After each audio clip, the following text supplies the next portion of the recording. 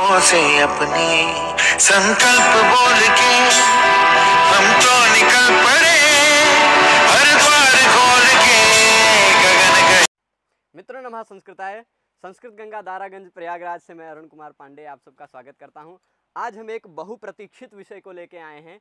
यह विषय ऐसा है कि जिसका यूजीसी नेट की तैयारी करने वाला प्रायः हर एक व्यक्ति मांग कर रहा है कि वाक्यपदीयम पढ़ाइए, वाक्यपदीयम पर कुछ नहीं मैटर मिल रहा है। इसलिए हम आज वाक्यपदीयम के कुछ प्रश्नों को लेके आए हैं। वो प्रश्न ऐसे हैं जो आज तक यूजीसी नेट की परीक्षा में या उच्च स्तरीय असिस्टेंट प्रोफेसर की परीक्षाओं में पूछा गया है।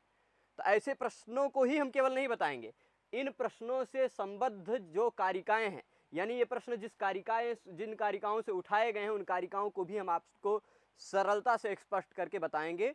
तो इनमें कुल 21 प्रश्न हैं। आज हम इस पाठ में 21 प्रश्न देखेंगे। तो सबसे पहले ये चीज जानते हैं कि वाक्यपदीय नाम का एक ग्रंथ, यह ग्रंथ भर्तृहरि नाम के एक दार्शनिक विद्वान ने लिखा। यह केवल दार्शनिक ही नहीं थे, बहुत सारे विषयों के निष्णात थे। इन्होंने यह जो वाक्यपदीय नाम का ग्रंथ है, इससे पहले के सभी ग्रंथ केवल व्याकरण में प्रक्रिया परक होते थे या व्याकरण में व्युत्पत्ति परक होते थे, किंतु यह एकमात्र ऐसा ग्रंथ है, यह प्रारंभिक ऐसा ग्रंथ है जिसने व्याकरण को दर्शन बना दिया। व्याकरण को भी दर्शन के रूप में स्थापित कर देने वाला यह ग्रंथ है। इसलिए इस ग्रंथ को पढ़ाने में कुछ लोग इसलिए अटकते हैं क्योंकि यह व्याकरण भी नहीं है और दर्शन भी नहीं है, दोनों का समन्वय है। आप केवल व्याकरण जानते हैं तो भी इसे नहीं समझ सकते, केवल दर्शन जानते हैं तो भी इसे समझने में कठिनाई होगी। इसलिए पर कुछ ज्यादा कठिनाई नहीं है। अगर आप इसमें गंभीरता से शास्त्रार्थ इत्यादि में जाते हैं तो कठिनाइयां हैं। परीक्षा की दृष्टि से यदि आप इसे पढ़ते हैं तो कैसे पढ़ना वो हम इस पाठ में आपको बताएंगे। सबसे पहले हम इसमें एक प्रथम प्रश्न के क्रम से सभी प्रश्नों को समाधान करेंगे। सबसे पहला प्रश्न इसमें है, एको निमित्तम शब्दानाम अपरोर्थे प्रयुज्यते। एको निमित्तम शब्दानाम अपरोर्थे प्रयुज्यते इति पंक्ति ही कुत्र उपलभ्यते। ज्यादातर प्रश्नों का उत्तर आपको एकदम से सरल होगा। इसमें से 5-6 प्रश्न ऐसे हैं जिनका उत्तर आपको बताना ही नहीं पड़ेगा और आप सही लगा लेंगे। तो उनमें से एक प्रश्न यह भी है कि जिसका उत्तर आपको बताने की आवश्यकता नहीं है, आप सही लगा लेंगे, क्योंकि हम आपको वाक्यपदीय पढ़ा रहे हैं और इसमें विकल्प में भी वाक्यपदीय है, तो यह उत्तर सही हो जाएगा। किंतु वाक्यपदीय में 3 कांड हैं। तीनों कांडों में पहला कांड जो ब्रह्म कांड कहलाता है वही अपने सिलेबस में है, उसी के कुछ विषय सिलेबस में, पूरा ब्रह्म कांड भी नहीं है। तो उसमें से यह जो प्रश्न पूछा गया है, यह 43वीं या 44वीं कारिका से पूछा गया प्रश्न है। क्योंकि इस पुस्तक में एक विशेषता यह है कि बाद में बहुत सारे लोगों ने खुद से श्लोक डाल दिए हैं। तो किसी पुस्तक में आप शिवशंकर अवस्थी की पुस्तक देखेंगे तो 148 कारिका मिलेगी, किसी की पुस्तक देखेंगे तो 153 कारिका मिलेगी, कहीं 157 मिलती है, कहीं 158 मिलती है। तो क्रम आगे पीछे हो सकता है, लेकिन 43 या 44 नंबर की कारिका है। किसी पुस्तक में यह 43 नंबर पे है, किसी पुस्तक में यह 44 नंबर पे है। यह कारिका कैसी है? एको निमित्तम शब्दानाम अपरोर्थे प्रयुज्यते। इससे पहले की लाइन में कहा गया है, द्वावुपादान शब्देषु शब्दौ शब्द विदो विदुः। यहां मैं पहली लाइन लिख देता हूं, ये दूसरी लाइन है ऊपर में दूसरी लाइन है, ये पहली लाइन यहां लिखता हूं, द्वावुपादान शब्देषु शब्दौ शब्द विदो विदुः।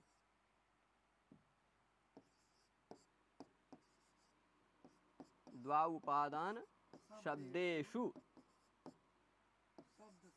शब्दौ शब्द विदो विदुः।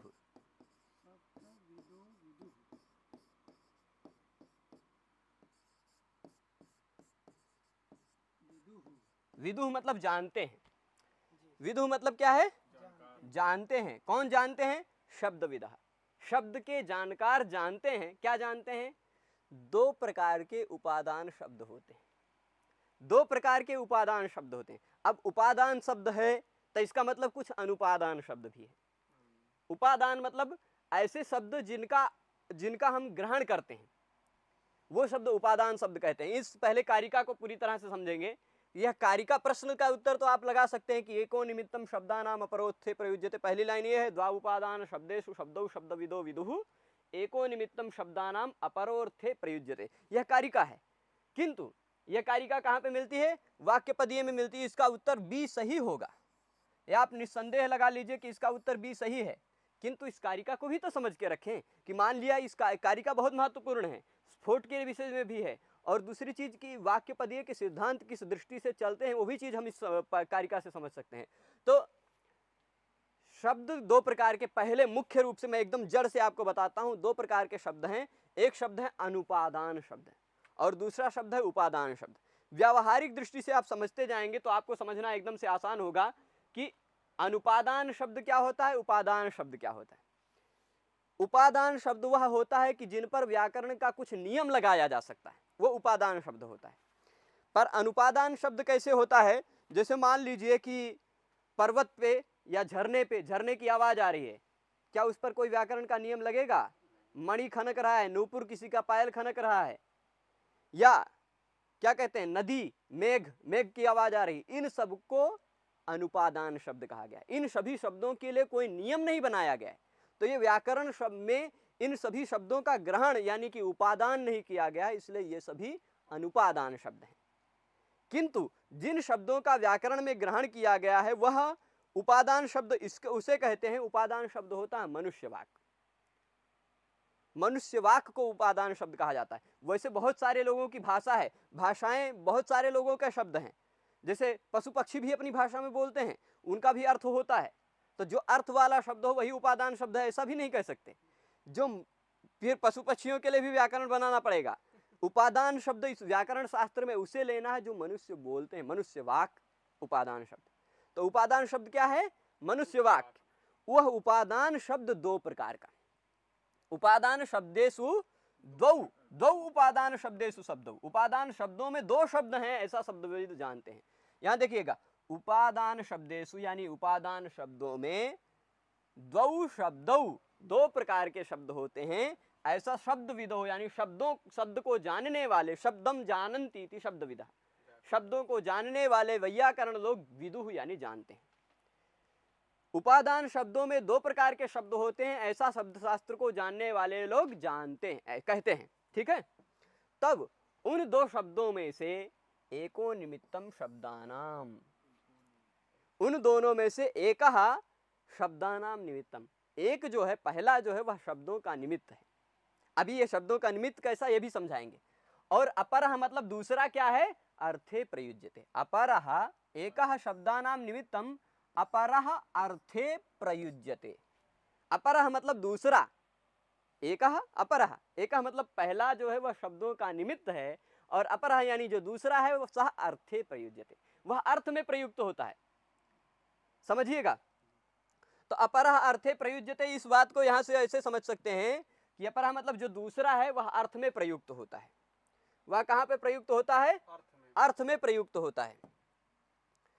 तो अब चीज समझ लीजिए, शब्द, मैं अभी बोल रहा हूं घट, मैं घट बोल रहा हूं, आपको क्या प्रतीत हो रहा है? मान लीजिए मैं इस किसी वस्तु को, इस सामने एक रखी वस्तु को, इसको देख के मैं कह रहा हूं ग्लास या फिर चषक। क्यों कह रहा हूं? मैं इसके लिए कुछ दूसरा शब्द, रिमोट, पेन या कोई दूसरा शब्द का प्रयोग क्यों नहीं कर रहा हूं? क्योंकि इस आकृति के लिए मेरी बुद्धि में एक शब्द स्थित है, चषक। सामने है पंखा, उस आकृति के लिए हमारी बुद्धि में एक पहले से ही शब्द स्पष्ट है, पंखा। तो हम उसको देख के पंखा ही बोलते हैं, डंखा वंखा कुछ नहीं बोलते हैं। तो इसलिए वह जो शब्द है, हम पंखा शब्द बोलते हैं, हम चषक शब्द बोलते हैं, लेखनी शब्द बोलते हैं, इन सभी शब्दों का निमित्त, इन सभी शब्दों का कारण क्या है? क्योंकि हमारी बुद्धि में उस वस्तु के लिए लेखनी शब्द रखा हुआ है, हमारी बुद्धि में उस वस्तु के लिए चषक शब्द रखा हुआ है, हमारी बुद्धि में उस वस्तु के लिए पंखा शब्द रखा हुआ है। तो ये जो शब्द है, यह पंखे शब्द के लिए, चषक शब्द के लिए, लेखनी शब्द के लिए जो हमारी बुद्धि में स्थित शब्द है, वह शब्द क्या है? सभी शब्दों का निमित्त है। अगर वह हमारी बुद्धि में शब्द ही नहीं, हम जानते ही नहीं, तो ये क्या है? तो हम क्या बोलेंगे इसको?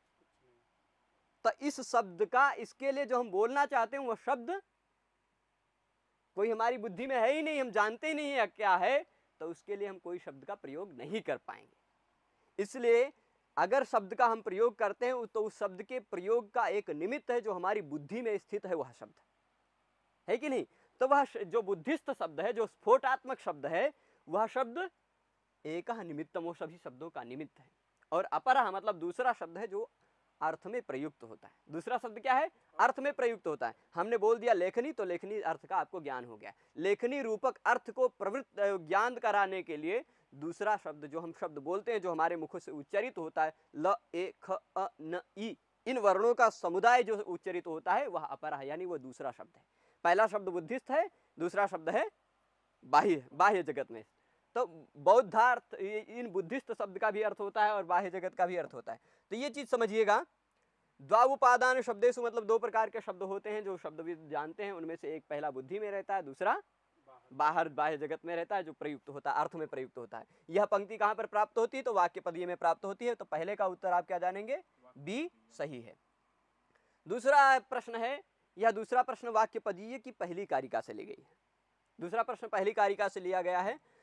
पूरा अनादि निधनम ब्रह्म शब्द तत्वम, इसके आगे है यदक्षरम, यदक्षरम, और दूसरी पंक्ति है विवर्ततेर्थ भावेन प्रक्रिया जगतो यतः, विवर्ततेर्थ भावेन प्रक्रिया जगतो यतः।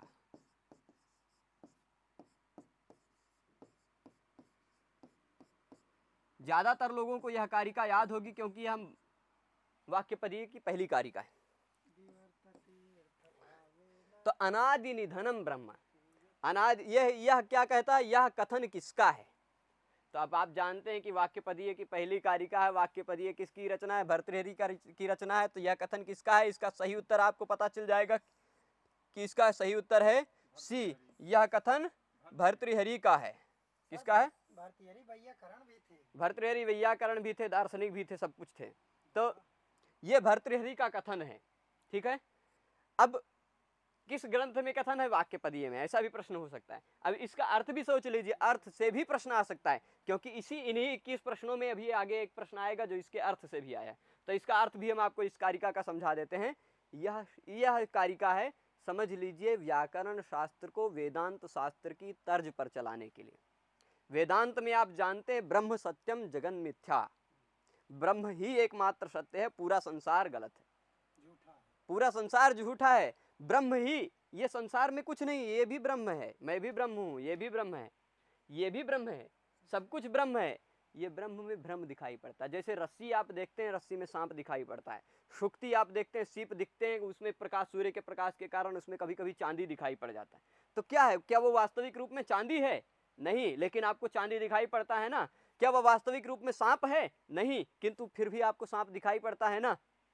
तो उसी तरह क्या यह वास्तविक रूप में जगत है? नहीं, फिर भी आपको जगत दिखाई पड़ता है, वास्तविक रूप में यह ब्रह्म है।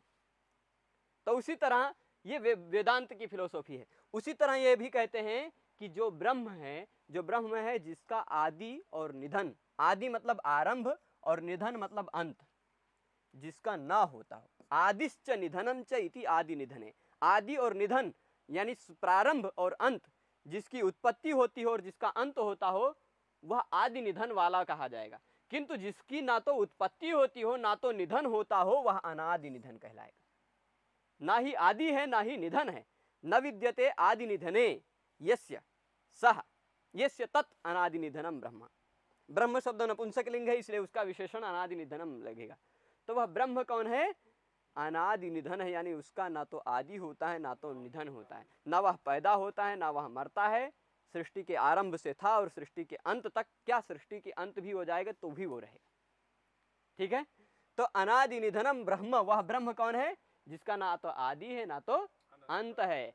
ऐसा ब्रह्म, यहाँ ब्रह्म, मूल ब्रह्म को या शब्द रूपी ब्रह्म को कर दिया। शब्द भी एक ब्रह्म है। शब्द सृष्टि के आदि में भी था, शब्द सृष्टि नष्ट हो जाएगी फिर भी रहेगा। आप ये सोचिए कि शब्द ना होता तो क्या होता? शब्द ना होता तो मैं गूंगा बन के यहाँ खड़ा रहता, कुछ पढ़ाता भी नहीं, आपको कुछ पता भी नहीं चलता। आप सोचते भी हैं, वो शब्द से सोचते हैं कि मैं ऐसा करता तो, ये सोच भी रहे हैं, वो शब्द भी है। तो यानी शब्द के बिना कुछ भी संभव नहीं है।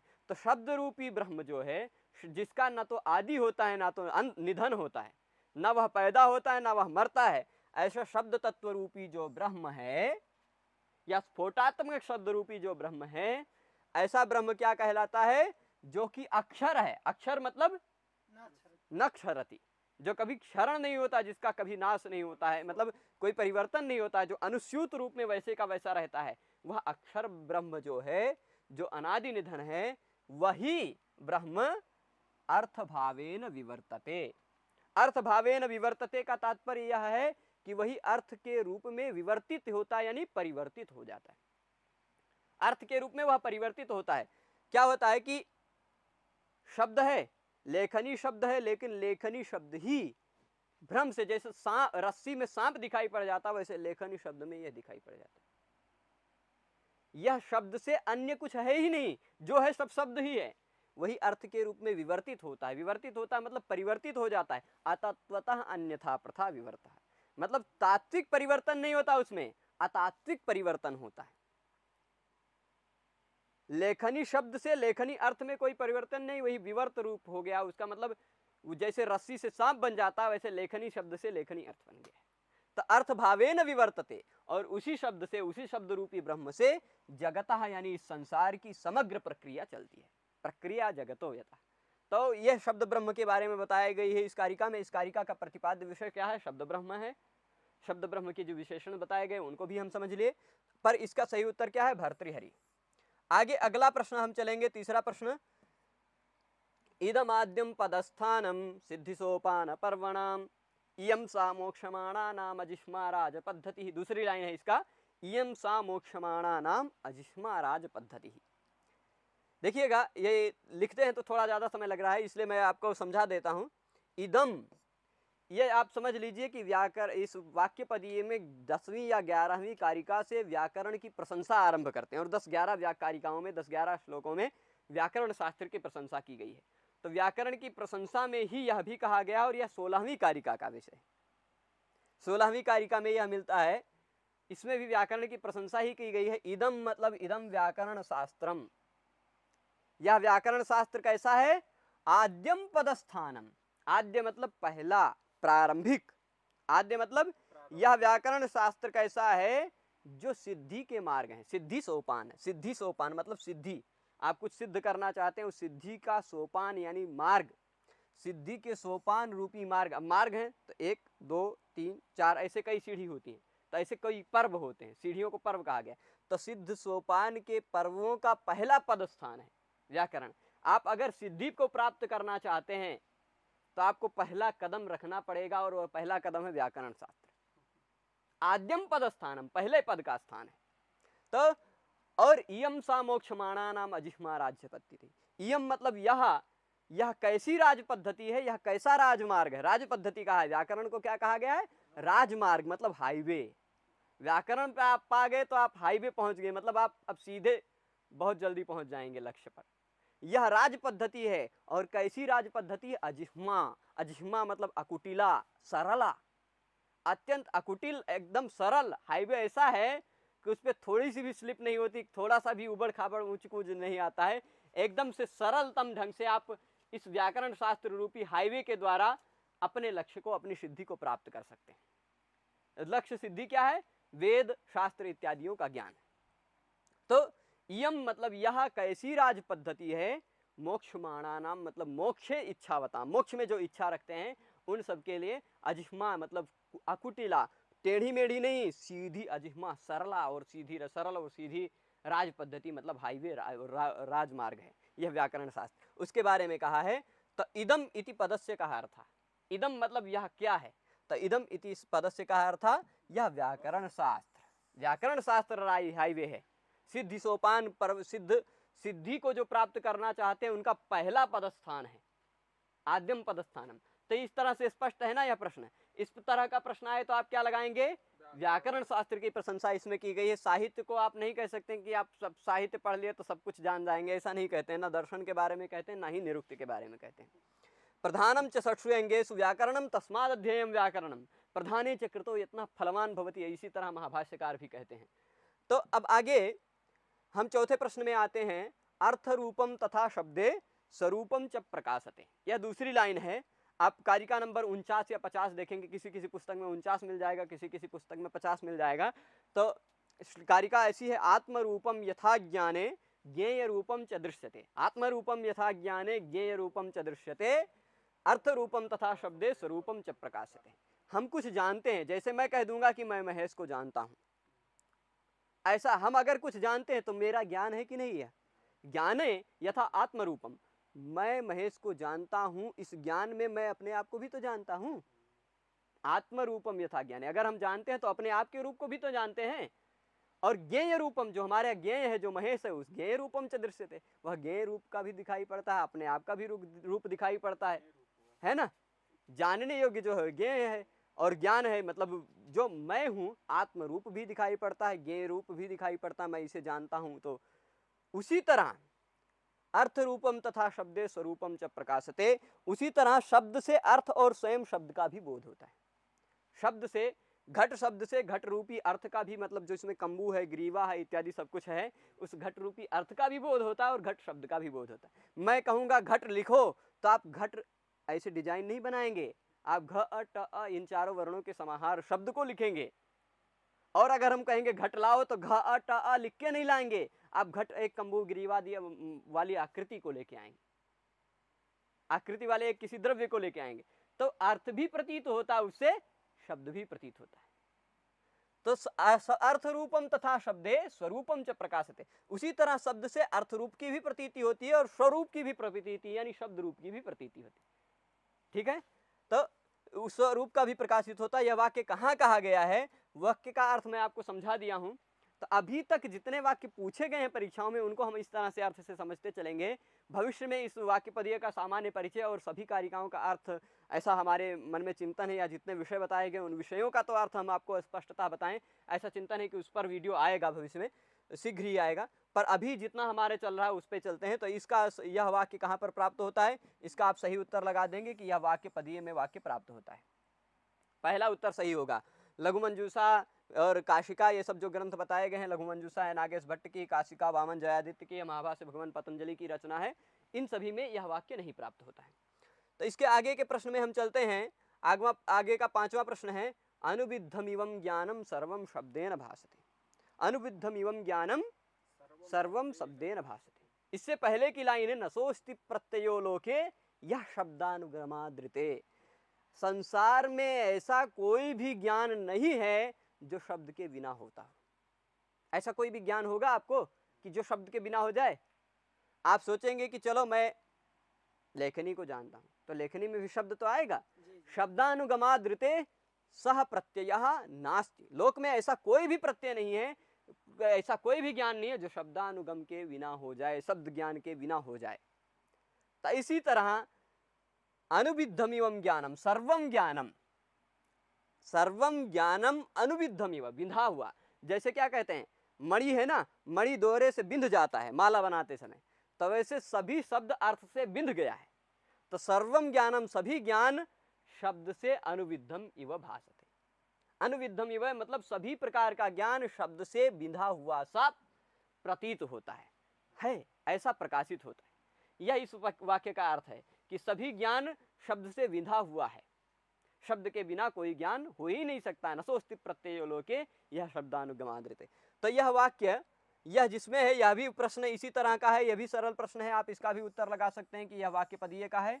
वाक्य पदीय में इसका कारिका नंबर यह शुरुआत में ही मिल जाएगा, अनुविद्धम इवं ज्ञानम सर्वेम तत्वेन शब्देन भासते, 50 के आसपास यह कारिका मिलेगी, देखना पड़ेगा, नंबर नहीं लिखा है मैंने। तो इस तरह से यह भी प्रश्न हो गया। आगे, अनेक व्यक्ति भी व्यंग्यम स्फोटः, यह एक प्रश्न पूछा गया, अनेक व्यक्ति भी व्यंग्यम स्फोटः भवति। अनेक व्यक्तियों के द्वारा, अनेक व्यक्तियों के द्वारा, यहाँ व्यक्ति शब्द का अर्थ लेना, व्यक्ति मतलब शब्द, अनेक शब्दों के द्वारा जिस स्फोट की व्यक्ति होती है, जो स्फोट अभिव्यक्त होता है, अनेक शब्दों के द्वारा जो स्फोट अभिव्यक्त होता है, उस स्फोट को कौन सा स्फोट कहा जाता है? उस स्फोट को वर्ण स्फोट कहेंगे, या जाति स्फोट कहेंगे, या पद स्फोट कहेंगे, या वाक्य स्फोट कहेंगे। तो इसके लिए अगर आप वाक्य पदीय को पढ़ते हैं तो अनेक व्यक्त्यभिव्यंग्या जाति स्फोट इति स्मृता, अनेक व्यक्त्यभिव्यंग्यः जाति स्फोट इति स्मृता। अनेक व्यक्ति अभिव्यंग्या, अनेक व्यक्तियों के द्वारा जो अभिव्यक्त होती है, अनेक शब्द व्यक्तियों के द्वारा, मतलब एक शब्द नहीं है, एक पूरा वाक्य है मान लीजिए, उस पूरे वाक्य से एक अभिव्यक्त हो रही जो स्फोट है, अभिव्यक्त हो रहा है। स्फोट मतलब क्या होता है, पहले ये चीज जान लेते हैं। जब हमने घट बोला, घट बोला तो आपके मन में कोई आकृति आ गई, लेकिन कैसे आई? स्फोट के द्वारा ही आई। अगर स्फोट नहीं होता तो नहीं आती। क्यों? क्योंकि जब हमने घ बोला तो घ से घट की प्रतीति नहीं हो सकती है, ना ही अ से घट की प्रतीति होती है, न ट से हो सकती है, न आ से हो सकती है। तो घट की प्रतीति हुई कहां से? तो कहेंगे पूरे घट शब्द को सुनने से। तो पूरे घट शब्द को क्यों सुना आपने, कब सुना? क्योंकि मैंने जब घ बोला, जब आ बोला, फिर ट बोला, तब तक तो घ नष्ट हो चुका था। जब ट के बाद वाला आ जोड़ा तो घ के बाद वाला आ टा ये सब नष्ट हो गया। तो आपको कहां से पता चल गया? स्फोट जो है वह सबको जोड़ता है। तो स्फोट के द्वारा आपको पता चला। तो पहले स्फोट ने घट पकड़ा, फिर आने पकड़ा, ऐसे पूरे वाक्य को कई अनेक व्यक्तियों, अनेक शब्दों के द्वारा जो अभिव्यक्त होती है स्फोट, वह स्फोट जाति स्फोट कहा जाता है। वह स्फोट क्या कहा जाएगा? जाति स्फोट। अनेक व्यक्ति अभिव्यंग्या जाति ही स्फोट इति स्मृता, ऐसा यह वाक्य आपको मिल जाएगा। इसके बाद अगले प्रश्न में हम आते हैं, प्रणवस्य स्फोट तत्वं स्फुटमेवोक्तम। प्रणवस्य स्फोट तत्वं स्फुटमेवोक्तम तो इसका कहां पे कहा गया है? प्रणव को स्फोट तत्व कहा गया है। प्रणव मतलब होता है ओमकार। ओमकार को स्फोट तत्व के रूप में प्रतिपादित किया गया है। कहां पर? तो इसका सही उत्तर आप जान लीजिए कि प्रणव को स्फोट के रूप में प्रतिपादित किया गया है वाक्यपदीय में। ये इसका सही उत्तर होगा, वाक्यपदीय। कौन सा सही उत्तर होगा? वाक्यपदीय। प्रणव को स्फोट के रूप में प्रतिपादित किया गया है। अब कौन सी कारिका है वह? तो इसको जान लीजिए कि सत्याविशुद्धिस्तत्रोक्ता 9वीं कारिका है। सत्याविशुद्धिस्तत्रोक्ता विद्यैवैक पदागमा युक्ता प्रणव रूपेण सर्ववादा विरोधिनी। यह सर्ववादा विरोधिनी भी मिलता है, सर्ववादा विरोधिना भी मिलता है। तो दोनों पाठ मिलता है। प्रणव रूपेण का विशेषण बनाएंगे तो सर्ववादा विरोधिना, अथवा युक्ता का विशेषण बनाएंगे तो सर्ववादा विरोधिनी। दोनों पाठ मिलता है, वो बात अलग है, किंतु अर्थ सेम है। तो अब देख लीजिए प्रणव को स्फोट रूप में कहां पर प्रतिपादित किया गया। तो सबसे पहले सत्याविशुद्धिस्तत्रोक्ता विद्यैवैक पदागमा। एक पदागमा विद्या, एक शब्द से जो प्राप्त होने वाली विद्या। एक शब्द यानी एक पद कौन सा है? प्रणव, ओमकार। उससे प्राप्त होने वाली जो विद्या है वेद रूपी विद्या, वह सत्याविशुद्धि है, सत्य विशुद्धि है, वह एकदम से संपूर्ण शुद्ध है वेद। तो उसी तरह व्याकरण शास्त्र भी एक पदागमा विद्या है। व्याकरण शास्त्र भी एक पदागमा विद्या है। एक पदागमा विद्या क्यों कहते हैं व्याकरण को? क्योंकि व्याकरण शब्द तत्वम एव एक पदम आगम। शब्द तत्व ही, शब्द रूपी तत्व ही जिसका एक पद है। जिस शब्द तत्व रूपी पद को ही जो पाना चाहता है, ऐसा शब्द तत्वम एव एक पदम आगम यस्य सह एक पदागमा। तो एक पद रूपी आगम जिसका शब्द तत्व ही है वह एक पदागमा। वह विद्या कौन सी है? व्याकरण। व्याकरण विद्या सत्याविशुद्धि है, सत्य विशुद्ध है। और युक्ता प्रणव रूपेण, वह प्रणव रूप की तरह, जैसे प्रणव है, ओमकार है, वैसे प्रणव रूपी स्फोट की तरह यह व्याकरण शब्द तत्व का भी स्फोट है। और यह सर्ववादा विरोधिनी, मतलब सभी वादों में कोई विरोध नहीं है। कोई इस व्याकरण शास्त्र का, व्याकरण रूपी वाद का या वेद रूपी वाद का कोई विरोध नहीं कर सकता। तो सर्ववादा विरोधिना, सर्ववाद का अविरोधी है। तो इस तरह से प्रणव को स्फोट रूपे में बताया गया है, युक्ता प्रणव रूपेण सर्ववादा विरोधिना। ये कहाँ बताया गया है? वाक्य पदीय में बताया गया। इसका सही उत्तर होगा सी। इसके बाद हम आते हैं 8वें प्रश्न में। 8वां प्रश्न है, वाक्य पदीय कारेण स्फोट ग्रहणाय कीदृशो ध्वनि निर्दिष्टा। वाक्य पदीय कार्य ने स्फोट के ग्रहण करने के लिए ध्वनि कैसी बताई, कैसी ध्वनि होनी चाहिए। तो कीदृशा ध्वनि निर्दिष्टा, कैसी ध्वनि बताई गई है? तो नित्य ध्वनि। ध्वनय समुपोहन्ते स्फोटात्मा तैर्न भिद्यते, ऐसे बहुत कुछ बताया गया है। पर ध्वनि मतलब शब्द होता है। और नित्या शब्दार्थ संबंधा तत्राम नाता महर्षिभिः सूत्राणाम सानुतंत्राणाम भाष्याणाम च प्रणेत्रिभिः। इस तरह एक वाक्य मिलेगा। यह वाक्य इस 21वीं से 23वीं कारिका के मध्य में मिल जाएगा। तो नित्य, शब्द और अर्थ का संबंध नित्य है। शब्द भी नित्य है, अर्थ भी नित्य है, शब्द अर्थ का संबंध भी नित्य है। शब्द ही ध्वनि बताया गया, वह नित्य है। जो स्फोट को अभिव्यक्त करता है, ऐसी ध्वनि ऐसा शब्द, वह नित्य है। तो उसको नित्य रूप में प्रतिपादित किया गया है। अगर ध्वनि नित्य नहीं होगी तो फिर स्फोट कैसे नित्य होगा और वह नित्य अनादि निधन कैसे हो पाएगा। तो यह विषय सरल है। इसके बाद हम अगले प्रश्न में आएंगे। 9वां प्रश्न है ध्वनि स्फोटयोर मध्ये कः संबंध। ध्वनि स्फोटयोर मध्ये कः संबंध, ध्वनि और स्फोट के मध्य में कौन सा संबंध है, यह प्रश्न समझेंगे। तो इसके बारे में एक बताया गया है, कार्य कारण भावेन योग्य भावेन च स्थिताः धर्मे ये प्रत्यय चांगम संबंधा साध्व साधुषु। कार्य कारण भाव से या फिर योग्य भाव से जो स्थित हैं। अब ध्वनि और स्फोट एक दूसरे के कार्य कारण हैं। कभी ध्वनि स्फोट का कारण बन जाती है, कभी स्फोट ध्वनि का कारण बन जाता है। ठीक है, तो ध्वनि होता है क्या, आवाज, शब्द, और उसका अर्थ प्रकाशित करने वाला जो है वह शक्ति है स्फोट। तो स्फोट, अगर हम स्फोट अर्थ को लेकर, अर्थ को प्रमुख मानकर अगर हम शब्द का प्रयोग करते हैं तो कोई दूसरा कारण बन जाएगा, कोई दूसरा कार्य बन जाएगा। अगर हम शब्द को प्रकट करके उसका अर्थ खोजते हैं तो दूसरा कोई कारण बन जाएगा, दूसरा कार्य बन जाएगा। तो शब्द और अर्थ में जैसे है वैसे स्फोट और ध्वनि में भी है कार्य कारण भाव है। व्यंग्य व्यंजक भाव भी कहते हैं कहीं कहीं, पर यो यहाँ विकल्प में नहीं है, इसलिए कोई चिंता नहीं है। और कारिका में कहा गया कार्य कारण भावेन योग्य भावेन च स्थिताः धर्मे ये प्रत्यय चांगम संबंधा साधु साधुषु, ऐसी कारिका मिल जाएगी, तो वहां से आप समझ सकते हैं। इसके बाद हम 10वीं कारिका देखें, 10वां प्रश्न देखेंगे। स्वीकृतम भर्तृहरि मते वाचः। वाणी कितने प्रकार की, वाक कितने प्रकार की भर्तृहरि के मत में। भर्तृहरि के मत में वाक का कितना प्रकार स्वीकार किया गया है, तो इसका उत्तर दे दे चातुर्विध्यम नहीं त्रैविध्यम, इसका सही उत्तर है 3 प्रकार। वैसे कुल 4 प्रकार की वाक है। चारों प्रकार के वाक्य ऐसी है, परा, पश्यंती, मध्यमा और वैखरी। मैं जो बोल रहा हूं वो वैखरी है, वाक की चतुर्थ स्तर।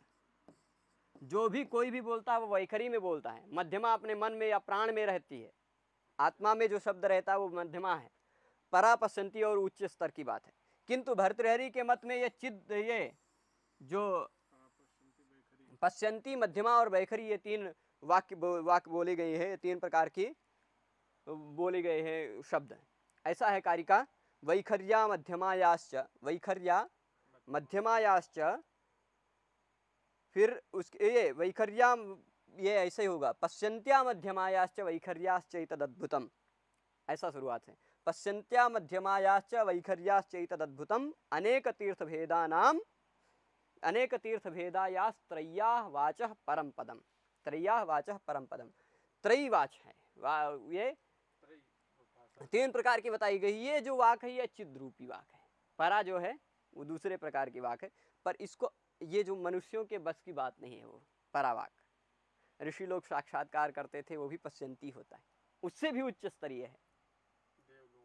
तो वह जो वाक है परावाक है। पर मूल रूप से भर्तृहरि ने 3 प्रकार की, इस जो कारिका मैंने बताया, पश्यंत्या मध्यमायाश्च वैखर्याश्चैतदद्भुतम् अनेक तीर्थभेदायास्त्रय्या वाचः परम पदम, यह जो कारिका बताई उसके अनुसार 3 प्रकार की वाक बताई गई है। वाचः कतिविध्यम त्रैविध्यम, वाणी 3 प्रकार की बताई गई है, वाक 3 प्रकार का।